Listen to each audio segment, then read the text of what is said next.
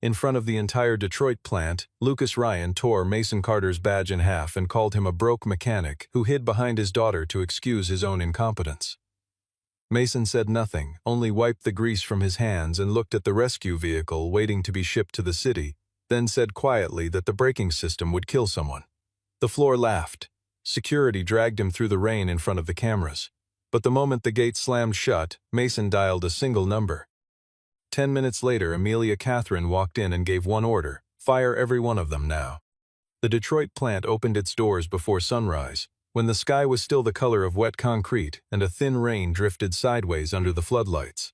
Inside, the assembly line never stopped moving, chains clanking, welders sparking, forklifts weaving between pallets stacked with battery packs bound for the city's new fleet of electric rescue vehicles.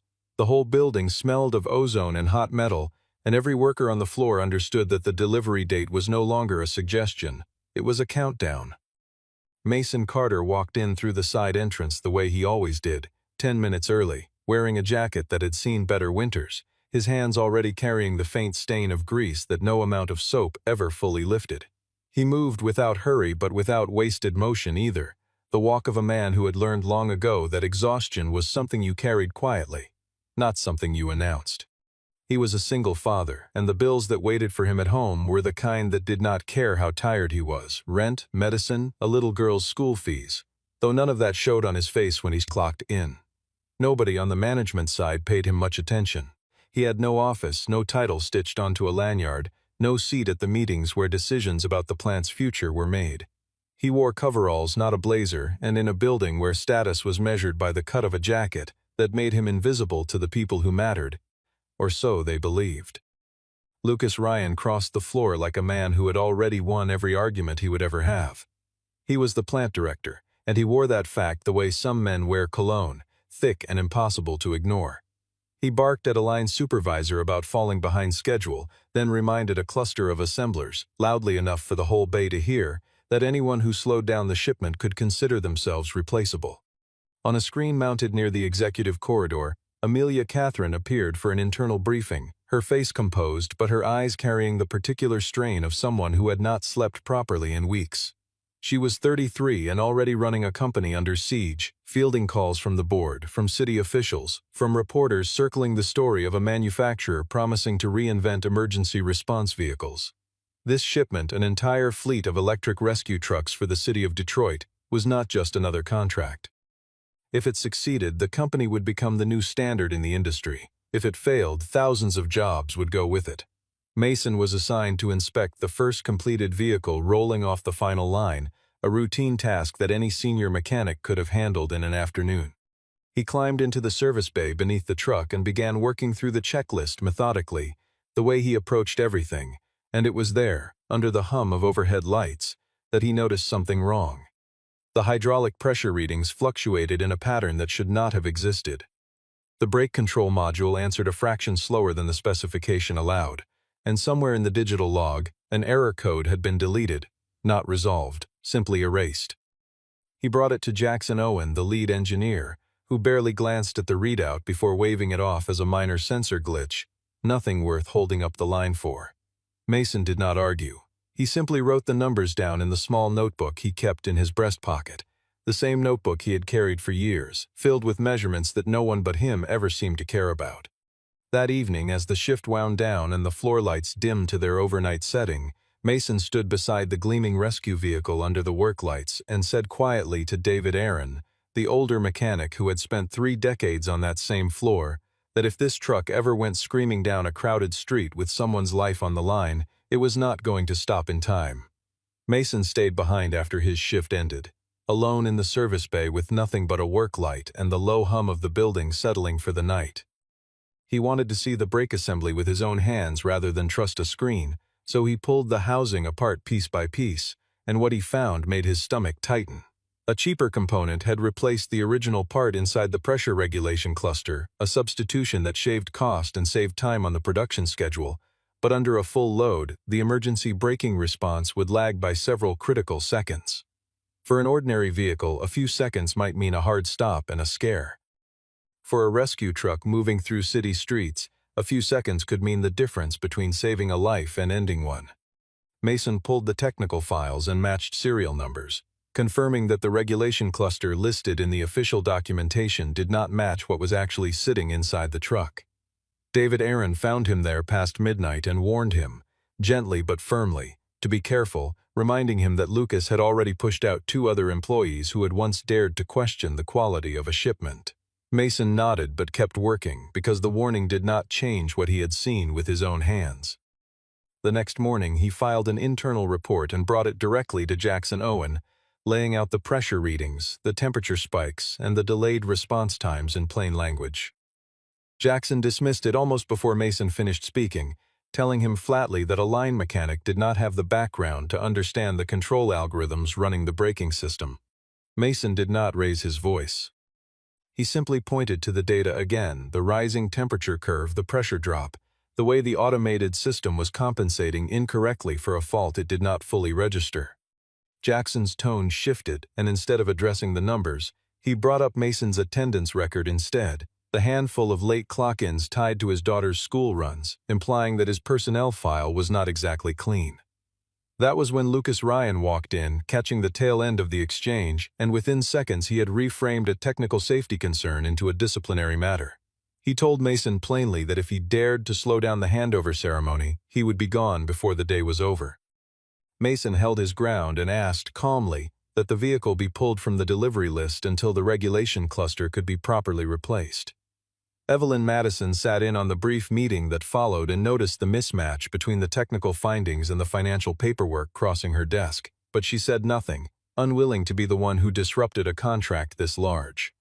Lucas ordered the report sealed, insisting that any lingering issues could be addressed quietly after the signing ceremony was complete.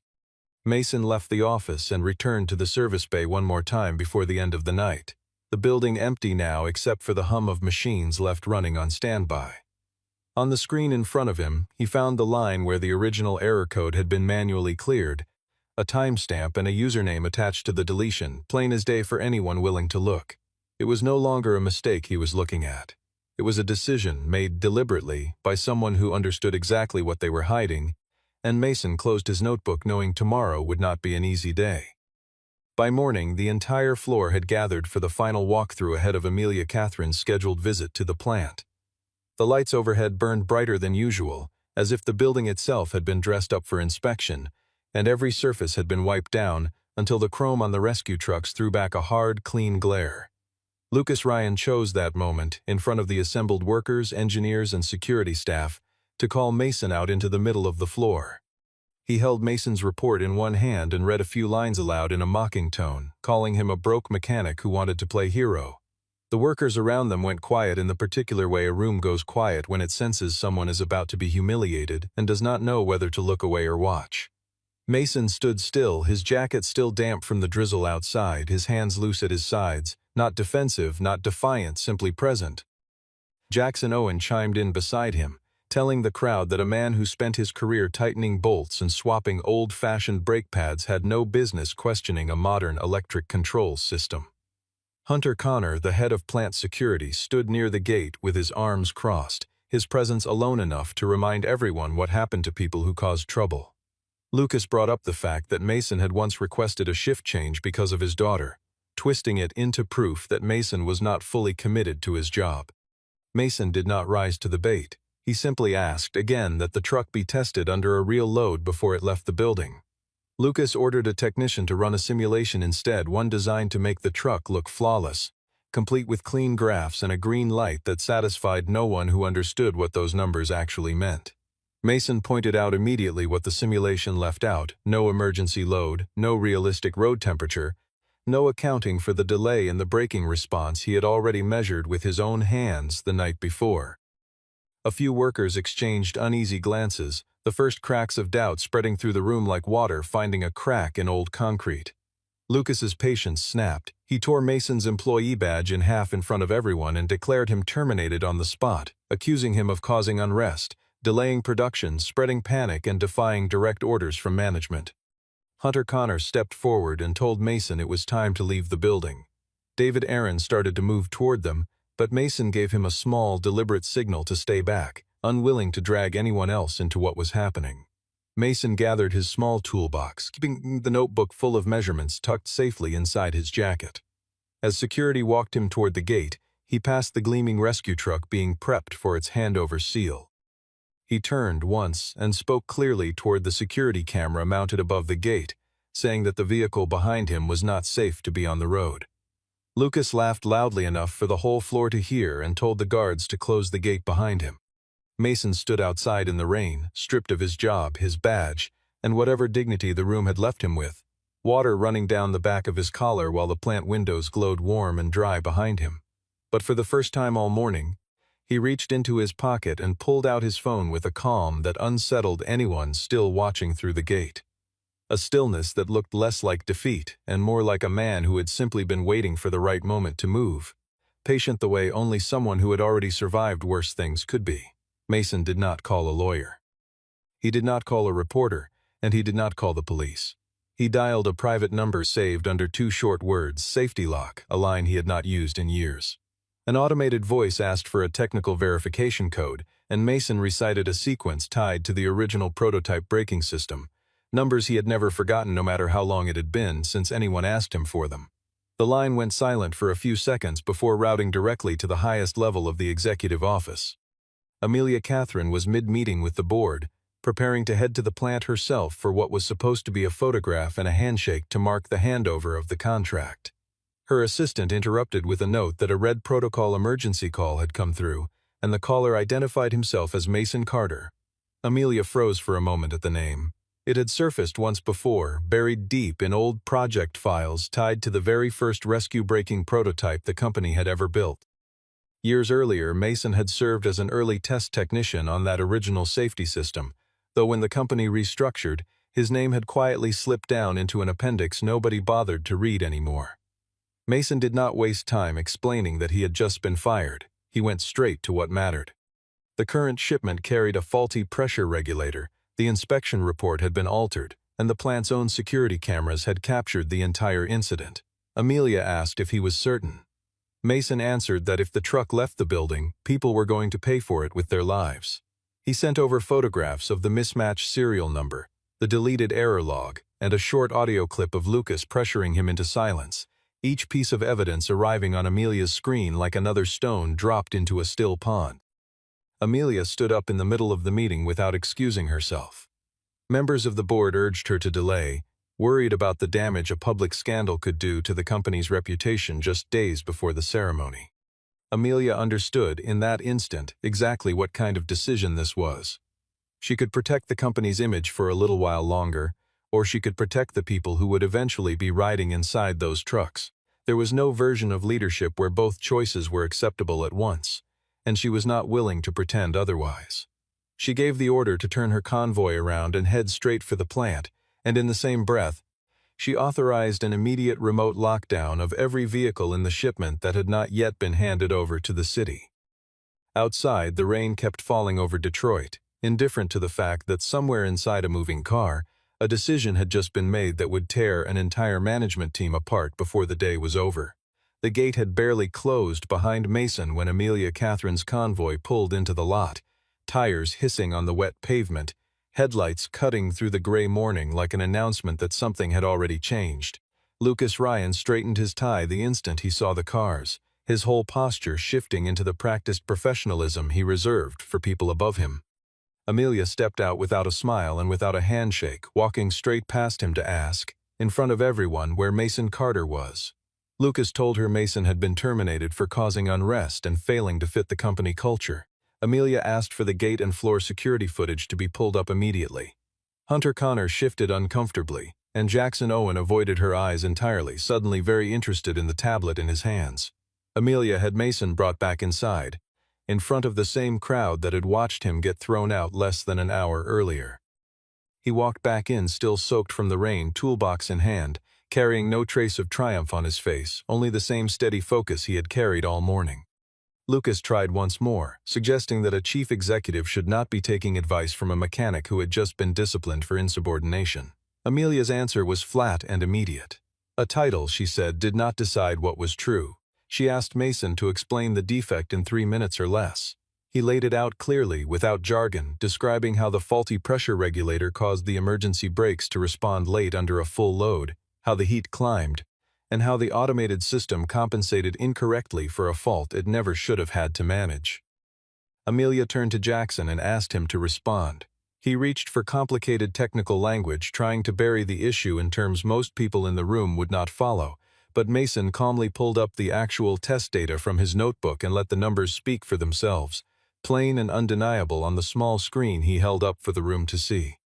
Evelyn Madison, standing near the back, went pale as she recognized the altered purchasing figures tied to the component swap, numbers she had seen before and quietly let pass. Amelia asked simply who had approved the replacement part. Nobody answered. Lucas tried to interrupt, insisting the ceremony could not be delayed because the press and city officials were already waiting outside. Amelia looked across the entire management team gathered on the floor and announced that the handover was suspended, effective immediately. Lucas understood, in that moment, that Mason had not just made a phone call to someone with authority. He had triggered an investigation capable of ending everything Lucas had built over the years, brick by brick, favor by favor, and there was no longer a way to talk his way out of it. Amelia immediately ordered the inspection area sealed and demanded a full backup of the technical servers, the security footage, the parts replacement schedule, and every purchasing record tied to the shipment. The floor, usually loud with machinery and shouted instructions, had gone strangely quiet, as though everyone sensed the day had shifted onto a different track entirely. Hunter Connor tried to stall, saying he needed authorization from Lucas before touching any of it. Amelia reminded him calmly and without raising her voice that Lucas no longer had any authority over evidence in an active investigation. Mason suggested a full load test on the internal track before anything else happened. Lucas objected fiercely, warning that a public failure would poison the relationship with the city for years. Amelia agreed to the test but insisted on absolute safety measures, with no one allowed anywhere near the track while it ran. David Aaron was pulled in to help Mason since he remembered exactly how to strip down the older regulation cluster housing, his hands moving with the muscle memory of 30 years, even as his eyes stayed sharp on every bolt. When they opened the technical compartment, Mason noticed the seal had been replaced, not original, not factory standard, a detail so small that anyone else might have missed it entirely. Jackson claimed the night maintenance crew might have made an honest mistake. Mason pointed to the digital signature attached to the change, and it belonged to Jackson's own account. Jackson tried to shift blame onto a low-level technician who had already left the company months earlier. Evelyn Madison pulled the pricing records and found that the original certified component had been quietly dropped from the purchase order, replaced with a far cheaper part from a secondary supplier. The difference in cost had been routed through a vendor that Lucas himself had personally approved. Amelia's expression grew colder with every new detail, though she still refused to draw conclusions before the test was complete. She ordered the truck moved to the track, and the procedure followed exactly as written. The vehicle rolled forward, steady and controlled at first, engine humming smoothly under the weight of the simulated load. Then, as the load increased and the emergency brake engaged, the system responded exactly as Mason had warned it would, late. The truck failed to stop at the required safety marker, continuing forward several extra feet before shuddering to a halt, the sound echoing across the suddenly silent track. The entire floor went silent, workers and executives alike staring at the same stretch of pavement the truck had rolled past. Lucas insisted it was nothing more than a margin of error caused by the test environment. Mason, without raising his voice, laid out the official safety standard and showed precisely how far past the danger threshold the vehicle had traveled, the gap between the number Lucas wanted and the number that was actually true impossible to argue away. Amelia stared at the truck stopped well past where it should have been and understood, in that single moment, that if Mason had not made that call, the company might have sent a genuinely dangerous machine straight into the streets of a major American city, carrying passengers who trusted it completely. Lucas could feel the situation slipping away from him, so he shifted tactics and went straight for Mason's character, the oldest move of a cornered man who no longer has facts on his side. He claimed Mason had a grudge over being written up for tardiness, that he was drowning in debt and looking to squeeze money out of the company by manufacturing a crisis out of thin air. Jackson Owen produced a fabricated memo, insisting Mason had once proposed changing the inspection process purely to take credit for himself. Mason did not lose his composure. He simply asked that the file's creation timestamp be checked. Amelia ordered the data team to pull the editing history immediately. Lucas tried a different angle, turning to the crowd of workers and warning that if the contract collapsed, it would be Mason's fault that everyone lost their jobs.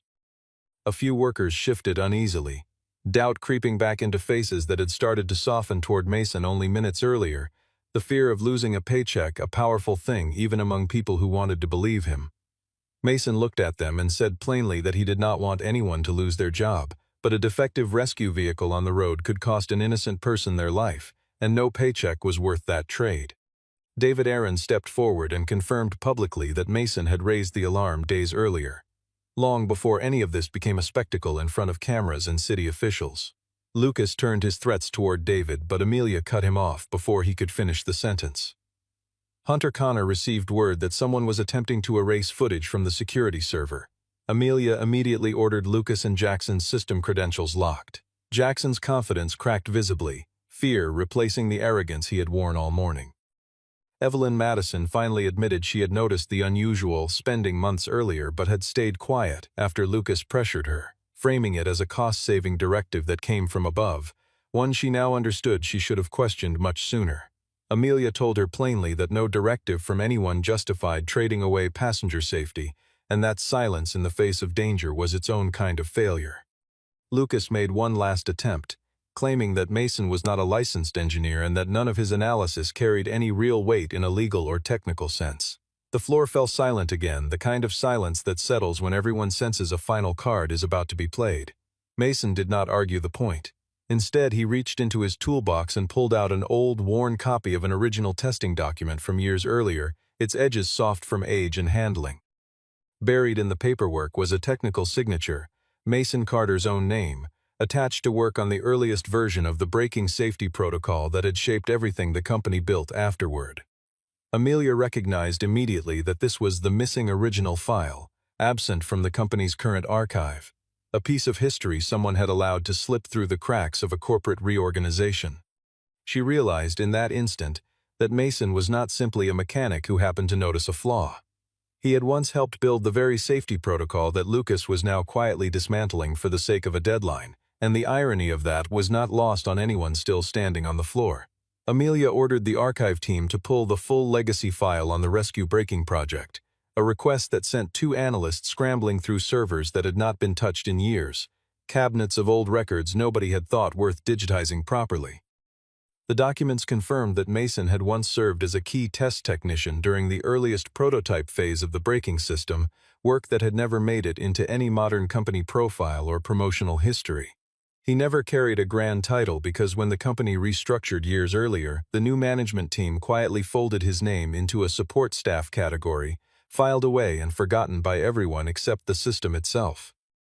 But within the original safety framework, Mason still held clearance to trigger an emergency stop protocol if he identified a risk capable of costing someone their life. That clearance was the exact reason his call had gone straight to the level of the chief executive without being screened or redirected. Lucas Ryan had never known any of this, since he had always viewed Mason as nothing more than an easy target on the floor. Jackson Owen knew part of the story but had deliberately buried it, unwilling to admit that he had dismissed a warning from someone who understood the system better than he did, someone whose name he had once seen in a file and quietly chosen to forget. Amelia asked Mason directly why he had never mentioned that he held special technical authority. Mason answered simply that he had not wanted to use his past to claim special treatment. He only wanted the truck to be safe, nothing more, nothing less. That answer shifted something in the room, visible on the faces of workers who had spent the morning watching him get humiliated and were now watching him refuse the easy path of vengeance. Evelyn Madison provided one more piece of evidence, showing that Lucas had pressured the finance department into switching to a cheaper supplier specifically to generate an internal bonus pool tied to cost savings, money that had quietly padded a handful of executive accounts. Amelia understood now that this was not one isolated mistake but a chain of failures stacked one on top of another: purchasing fraud, falsified inspection records, concealment of a known defect, and retaliation against the one person who tried to stop it. Lucas, sensing the ground shifting beneath him, tried a final threat, insisting Amelia would never dare fire an entire team while the contract hung in the balance and reporters waited just beyond the gate. Amelia's response was calm and final. "Contracts," she said, could be renegotiated, rewritten, signed again another day. A human life, once lost, could not be given back under any circumstance, and no clause in any agreement was worth pretending otherwise. Mason was asked to stay on the floor, no longer as a man who had just been fired that same morning, but as the one person in the building who understood the system well enough to save the project from collapsing entirely. Amelia decided that Mason would lead the process of re-inspecting and repairing the sample vehicle himself, a decision that visibly startled everyone still standing near the executive corridor. Lucas objected loudly, insisting that someone who had just been fired should not be allowed anywhere near company property. Amelia announced in front of the entire floor that Mason's termination was suspended pending review, given clear signs of retaliation against a whistleblower who had only ever tried to keep people safe. Mason did not celebrate the reversal. He simply asked the technical team to pull the correct, certified component from the reserve parts inventory. Jackson Owen insisted the reserve stock no longer carried the original part. David Aaron remembered otherwise, recalling a single original brake cluster still sitting in the sample storage room from years earlier. Mason and David worked together, removing the faulty regulator and installing the certified unit in its place, hands moving quickly but carefully under the pressure of a ticking clock, sweat mixing with the last traces of rain still drying on their collars. Outside, city representatives and members of the press had already begun arriving for what was supposed to be a triumphant handover ceremony, umbrellas folding as they stepped under the entrance canopy. Amelia bought time by announcing an additional round of safety inspections to the waiting crowd, her voice steady even as everything inside the building teetered on the edge of collapse. Meanwhile, Lucas quietly messaged Hunter Connor, instructing him to open a side gate so another, unverified truck could be moved out to preserve some version of the ceremony. Hunter hesitated but ultimately complied, unwilling to defy Lucas outright even with everything falling apart around him. Mason noticed the indicator light on the side gate flicker on from across the floor. He realized immediately what Lucas intended, to send an untested vehicle out onto public streets rather than admit defeat. Mason left the final assembly work unfinished and ran toward the emergency control panel. He triggered a full plant lockdown, disabling every vehicle in the shipment at once, including the one Lucas was trying to move. Lucas lunged toward the control panel, trying to override the lockdown himself, his composure finally cracking under the weight of everything closing in around him. Mason blocked him, not with any dramatic show of force, but with the practical strength of a man who had spent years working with his hands, holding Lucas's arms steady and guiding him firmly away from the panel without a single wasted motion. Amelia watched the entire exchange, watched Lucas attempt to send a defective vehicle out the gate in plain view of everyone present, city officials included. Whatever doubt might have remained about Lucas's guilt evaporated in that instant, the last flicker of sympathy anyone on the floor might have held for him gone completely. Mason returned to finish the repair on the sample vehicle, preparing it for the decisive test that would take place in front of the chief executive, the assembled workers, and the city's own representatives. The sample truck was wheeled back onto the test track for a second run. The crowd of officials and workers gathered now at a respectful distance behind the safety line. Mason stood near the control station, Amelia beside the city's representatives, while Lucas was held back under the watch of a newly assigned senior security officer who answered only to Amelia. The second test began with real load, real speed, real operating temperature, none of the shortcuts that had shaped the earlier simulation Lucas had tried to pass off as proof. The truck accelerated toward the emergency braking marker. This time the system responded exactly on point, no delay, no shudder, no overshoot past the safety line. The floor erupted in relief. Though Mason only let out a quiet breath, the reaction of a man who had just watched an accident get avoided before it ever had the chance to happen. Amelia asked for the two test results to be posted side by side for everyone to see, the gap between them impossible to explain away with any excuse Lucas still had left. The numbers confirmed without question that Mason had been right from the very beginning. Evelyn Madison forwarded every piece of financial evidence directly to the legal department, her hands steady now that the truth was finally out in the open. Jackson Owen broke down and admitted he had signed off on falsified inspection reports because Lucas had promised him a share of the cost-saving bonus, the words tumbling out of him like a weight finally set down. Hunter Connor confessed that Lucas had ordered him to erase the security footage and physically remove Mason from the property. Lucas still tried to threaten Amelia with the contract, warning that acting now would embarrass the company in front of the entire city. Amelia looked at Lucas, at Jackson, at Hunter, and at everyone else tied to the cover-up, and gave the order that would define the day. Fire every one of them right now. The words carried through the whole floor, landing exactly the way the opening moment of this story had promised they would. But Amelia made clear she was not punishing the innocent. She stated firmly that every mechanic, technician, and line worker who had been pressured into silence would be protected, not blamed. Lucas was escorted out through the very same gate he had once ordered Mason pushed through, except this time it was his own feet carrying him toward it, stripped of every excuse he had used all morning, the rain outside finally tapering off into a thin gray drizzle. Mason remained standing on the floor, his jacket still damp, but the way people looked at him now had shifted entirely, from dismissal to something closer to respect, the kind that does not need to be spoken aloud to be felt. In the hours that followed, Amelia faced the city representatives and the gathered press directly rather than hiding behind a prepared statement.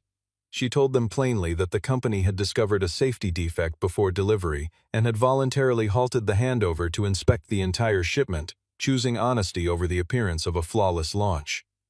The city's lead representative was furious at first, unwilling to hear excuses after months of promises about the new fleet.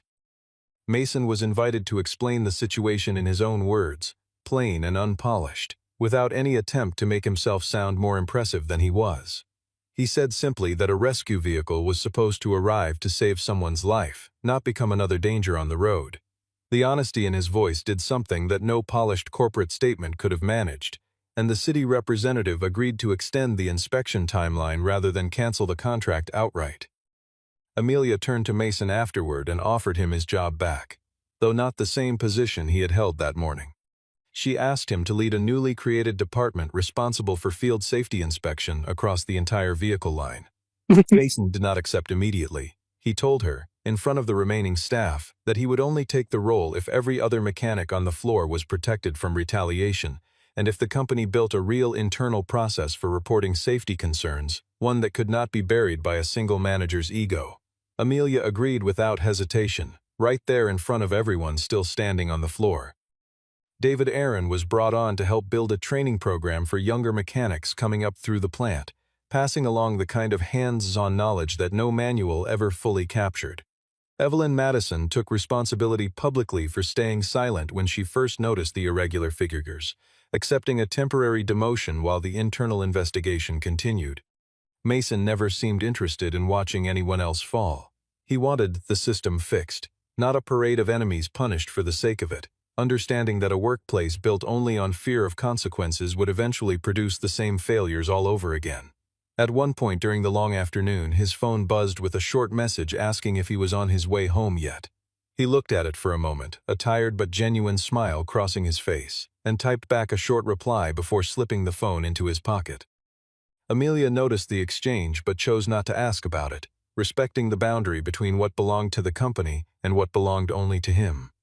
She simply told him that today he had protected more families than he would ever know, people who would never learn his name or understand how close disaster had come to their own streets. Mason answered that the best mechanic in any shop was the one who made sure the accident never happened at all, not the one who arrived afterward to clean it up. Weeks passed, and the entire shipment went through the new inspection process from start to finish, every regulator checked, every seal verified, every log cross-referenced against the original certified parts list. The first vehicle rolled out for the rebuilt handover ceremony, quieter this time, without the forced spectacle of the earlier attempt, carrying nothing but genuine data and genuine safety behind every closed panel. Mason stood toward the back of the crowd that day, uninterested in standing on any stage, but Amelia called his name out to the entire gathering anyway. She apologized publicly for allowing an honest man to be humiliated in front of his own co-workers, acknowledging that the company had nearly let its worst instincts win. The workers applauded, and David Aaron was the first person to bring his hands together, loud and unashamed. Mason was handed a new employee badge, a new title, and clear authority to halt any part of the production line the moment he identified a genuine safety risk. No questions asked, no committee required to approve his judgment. As the late afternoon lights settled over Detroit, the earlier rain finally clearing, Mason walked out of the plant with the low glow of streetlights reflecting off the wet pavement. His phone rang once more before he reached his car. It was a call from home. He did not mention anything about the day's events, the firings, the apology, or the new title waiting for him. He simply said he would be home soon. Behind him, the gate of the plant stood open, no longer the place that had thrown him out into the rain in disgrace, but the place where he had quietly earned back everything that had been taken from him. In the end, one phone call had not destroyed a factory. It had only destroyed the people who had used that factory to hide the truth, while everyone who had simply been trying to do honest work was left standing, safe, and finally seen for who they really were. If you want to see exactly how one phone call brought down an entire factory, stay until the very end.